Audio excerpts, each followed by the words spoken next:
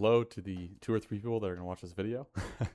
If I seem awkward, it's because I am talking to myself in front of a camera, not used to it, but I spent, a year and a half, 2 years learning French, and I wanted to, one, show you kind of my results in terms of how I speak, but also show you some of the methods that I use in a more genuine way than what I'm seeing on other channels. I'm not sponsored. This is literally just for the love of the game. I wanted to show you some of the niche things beyond, the classics of Duolingo that were helpful for me, and also talk a little bit about kind of my experience. So this is me speaking in French. Je vais commencer à parler un petit peu en français, juste pour vous montrer mon niveau. J'ai rien appris avant. Je veux dire, j'ai pas un script ou quelque chose comme ça. Je pense que ce serait un peu faux si je parlais parfaitement pendant la vidéo, parce que ça c'est pas comment je parle avec des gens dans la vraie vie, tu vois. So that's how I sound when I speak French. I'm not perfect, but usually, French people are pleasantly surprised. They're pretty hard to impress, but they think my accent's decent. And I think that I can confidently say that I can get by in any French-speaking country as a non-native French speaker.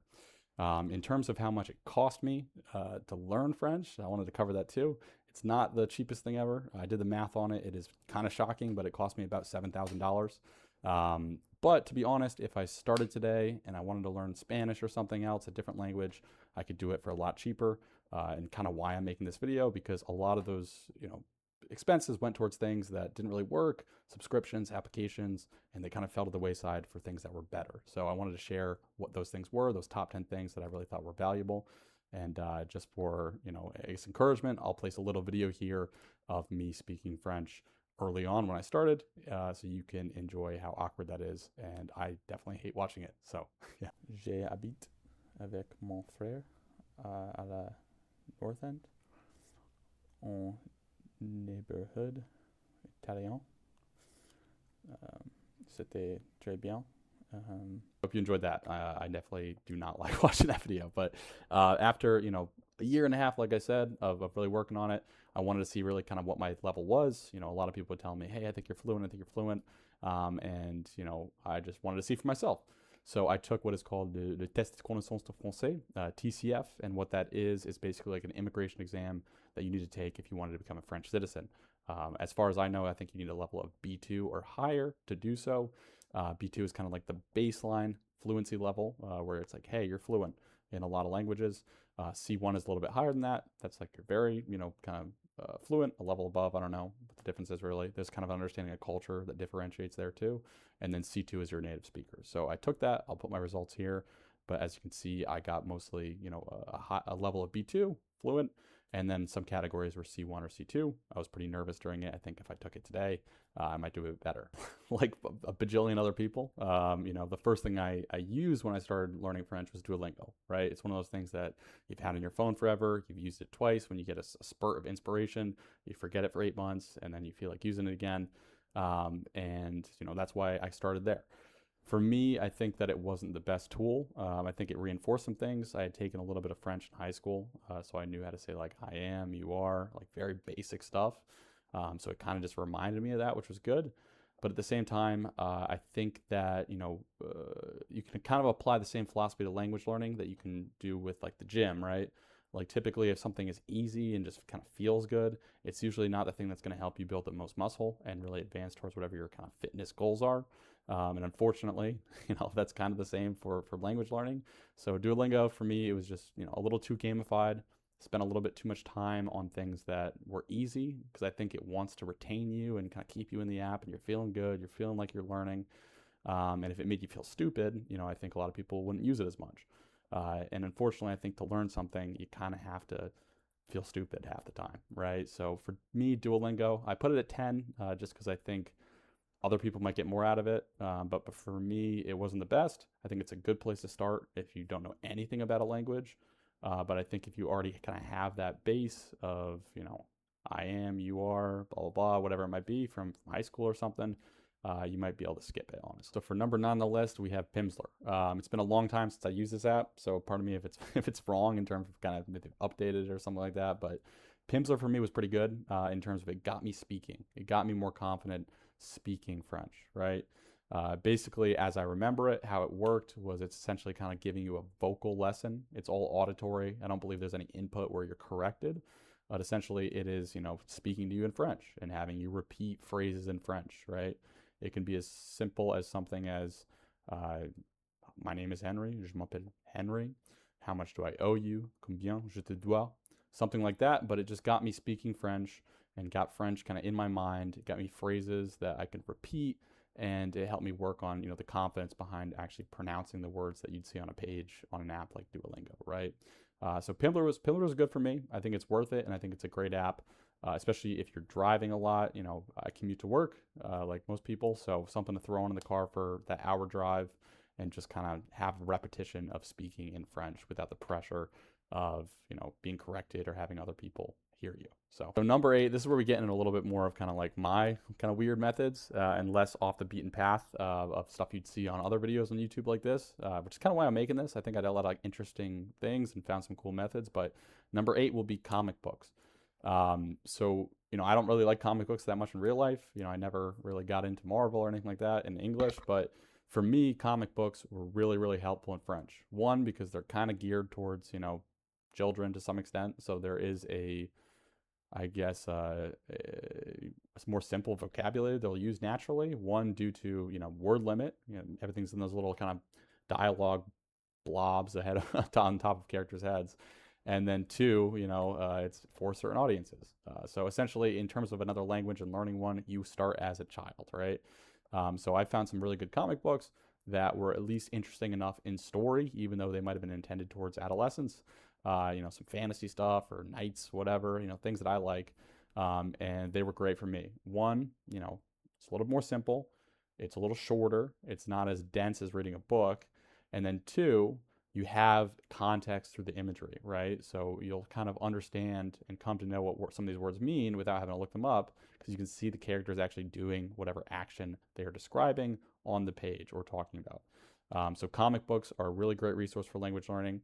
I will link beneath a couple of the ones I used in French. There was a series that I used that was really long, so it was great. And I learned a ton of vocab, and I started to actually read in French with comic books with a lot more confidence and understanding what is happening without having to pause every 2 seconds, which can really derail kind of that motivation steam you have.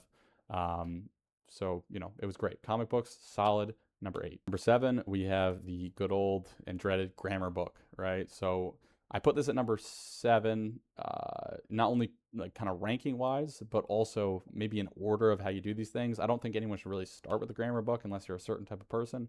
I'm not the most scholastic person. I didn't love school. I went, it was good. I had some subjects I liked, but sitting down and just reading a textbook can be pretty dry, right? So I acknowledge that. So that's why I think, after you've established something of a base in terms of, maybe using Duolingo or, whatever else it might be, right? And you have an understanding of kind of just how the language works to some extent in the present tense, I think it could be a good time to hop into a grammar book. The way I recommend doing it is not actually, though, to sit down and do all the exercises they have at the end of every chapter. I think it's better just to kind of read the thing once. You can pause and look back on things if it's something that you think you don't get right away. But I don't think it's a good idea to spend a ton of time doing exercises, things like that. Like, I think actually doing and speaking is better.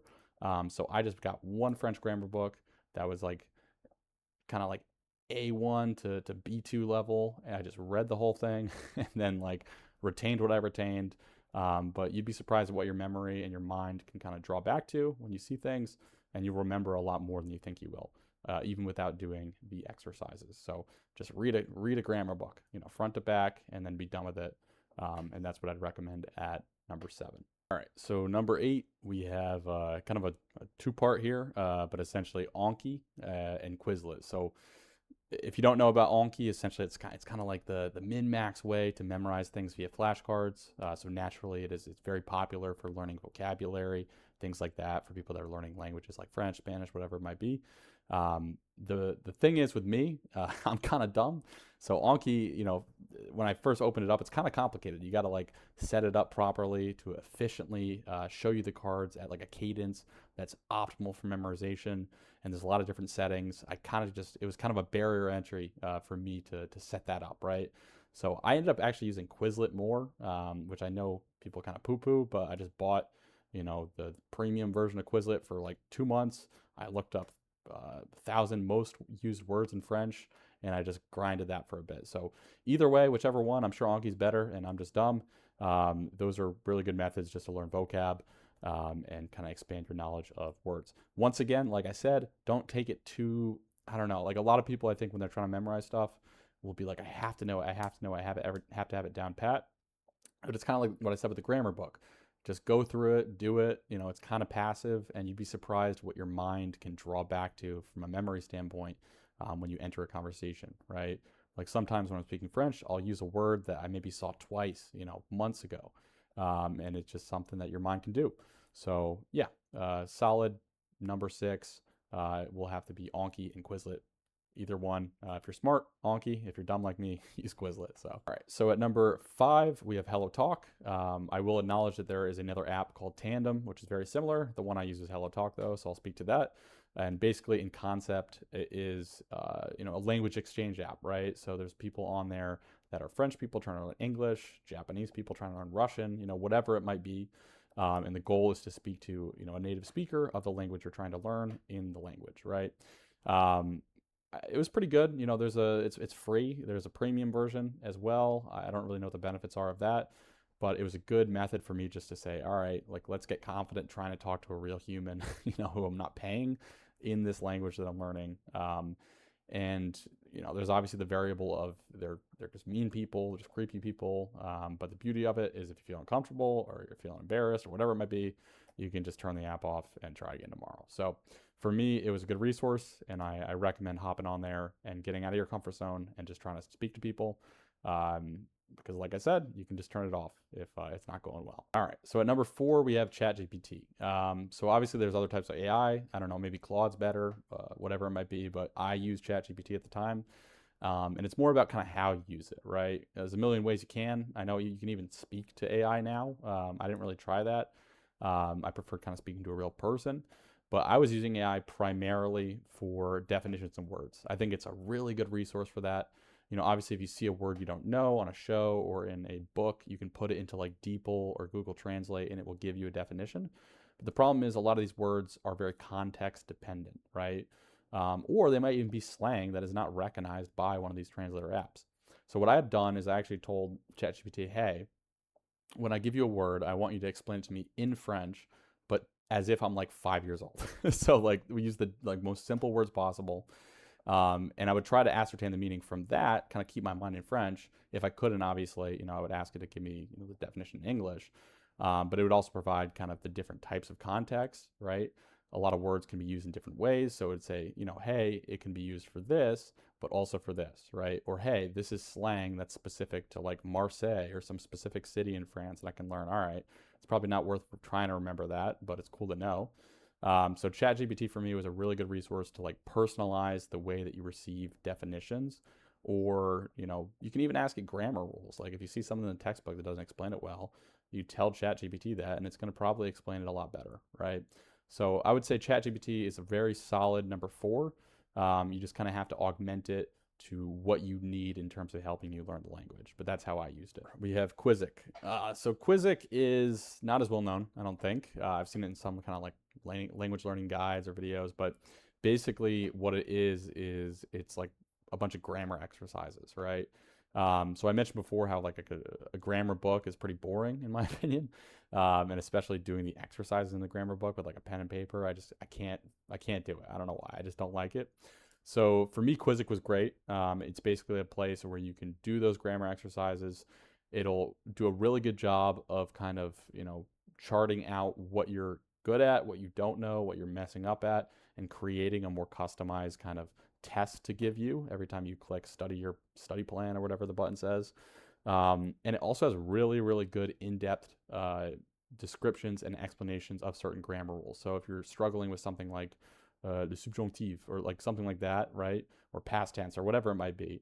It's going to give you a lot of exercises where you can practice, and then a very concise and pretty solid explanation of the rule itself. There's a free version. I think you just go and pay for the paid version. They give you a lot more access to the resources there and infinite tests. Unfortunately, I think it's only available for learning Spanish and learning French right now. So if you're watching this, you know, trying to use these methods to learn like German or something, unfortunately, it's not available. Maybe in the future. But yeah, Kwiziq was great. It's a little lesser known, and it really, really helped me kind of dial in the grammar. So solid kind of slot in at that number 3 spot. Number 2. So number 2 is Netflix, but specifically with a VPN attached, right? So you can see how this is getting kind of expensive and adding up to that $7,000 number that I told you at the beginning, because I'm paying for all these things, but I'm doing it so you don't have to, I guess, or you can learn kind of what works. But basically, Netflix, unfortunately, here in the United States where I live, there's not a lot of shows and movies on there that have the audio option for French. Typically it's just Spanish, English. So, basically what I did was I got a VPN. It was like $20 a month, $10 a month, something like that. I think I use NordVPN. I'm not sponsored by anyone. So just use what you want, whatever's cheap. And I just changed my location to France, was able to get access to all of the movies and shows, in France that are available as if I was there. And also the subtitles on Netflix are very good. They're very close to what is actually being said. That's a big pet peeve of mine when I was trying to learn stuff and watch French stuff, is when the subtitles were like abbreviated or didn't really state exactly what was said by the characters, because that kind of disconnects the ear, I guess, eye connection of kind of reading it and then also hearing the words, right? Another thing I would say, just like little tips on this, just watch stuff in French or in whatever language you want to learn, but use the subtitles in that language. Don't kind of fall in the trap of being like, oh, I'll hear it in French, but I'll read it in English and I'll understand. Yes, that's more enjoyable, obviously. You're not just watching a jumble of words on the screen that you have no clue what the hell they mean. But I keep mentioning, like, you'd be surprised what your mind can absorb. Just watch stuff in French, keep it in French for the subtitles. You can read along. Maybe that's easier. And eventually you'd be surprised. You'd wake up, one day and you're just able to understand stuff a bit better than you were the day before, right? So that's a solid number 2. I consumed a ton, probably like every French movie that was available on Netflix. And it just, eventually it started to click and it seeped in my mind, and you can start to distinguish between the words a lot better when you're actually listening to stuff in French. So number 2, Netflix, with a VPN though. Number 1, and by and large, the best language learning resource, platform, website, whatever you want to call it, that I used, in my opinion, learning French, is Italki. So if you don't know what it is, basically it is a platform where people are on there as tutors, and you can book time with them, usually paying by the hour for a lesson, right? A couple things of note, though, is that there's a variety of different types of teachers, quote unquote, on there, right? So there's ones where, their lesson might just be, talking with you informally for an hour or 30 minutes, and then maybe give you a couple suggestions. Hey, you said this wrong, you said that wrong, your pronunciation was wrong there. And there's even people on there that have like a full-fledged curriculum where they'll give you homework and worksheets to go through.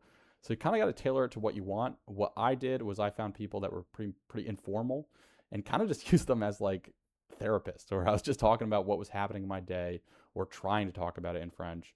And from there, just having a conversation, and they would correct me. They would send me some stuff to watch or suggestions. And, just in speaking a lot and doing it more and more and doing it every day, I got a lot better, right? I mean, that's the number one thing you can do to get better at a language, is speak it. So I would suggest wholeheartedly going on Italki. I can link below, some of the guys I used if you'd like. Another recommendation I would have is just try a bunch of different people. You'll eventually zero in on or 2 or 3 that you really like, I think, and you're comfortable with. And also, don't be nervous or feel bad about your level. That's the number one thing. For me, it was the most comfortable medium for me to speak in French because essentially, I'm paying them to be there, right? So if I suck and it's painful to listen to and my accent sucks, especially in the beginning, they're being paid. So they're being compensated for the fact that it might be, not super fun for them. So don't feel bad about it. Just book some lessons, speak with them, find ones, that you like, find kind of a style of teaching that you like, whether it's more, curriculum based, kind of like a school class, or if it's more just informal, like talking to people, in a conversation like I liked.